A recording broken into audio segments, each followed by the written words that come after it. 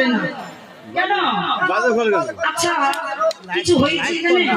Live ঝগড়াঝাটি হয়েছে কি? ভিডিও বানাইতে বলো, আমি লাইভ কেন বলবো?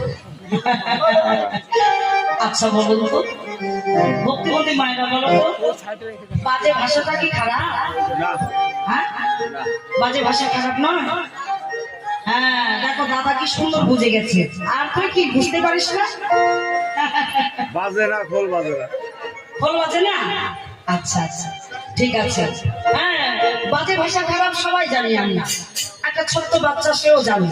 হ্যাঁ যখন বাচ্চারা দুষ্টুমি করে তখন আমরা বলি তুই খুব বাজে, সবাই জানি।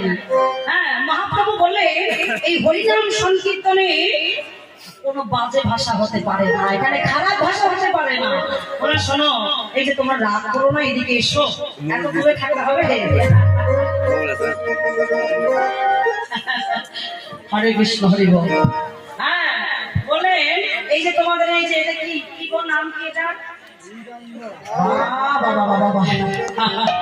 বলছি এটার নাম হচ্ছে মৃদঙ্গ। তো এর নাম মৃদঙ্গ হলো কেমন করে? এই এটা হলে আগে মাটির ঢোল ছিল।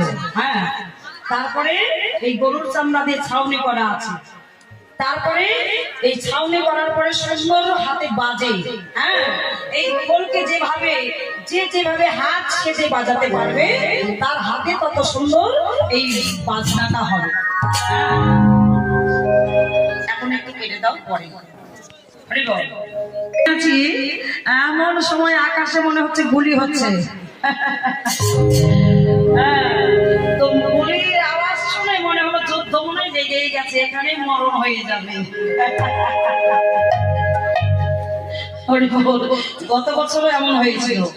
গত বছর এই যে সামনে কি জায়গাটার নাম রে, সূর্য সেন এই যে পার্ক, ওইখানে ছিলাম।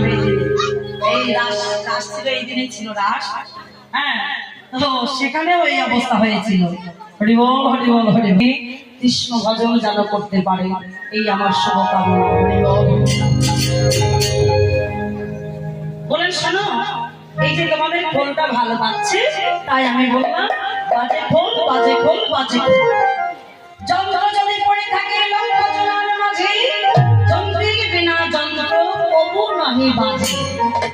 আচ্ছা বাবা, এই খোলটাকে বাজালেই বাজবে, হ্যাঁ না বাজালে কি বাজবে?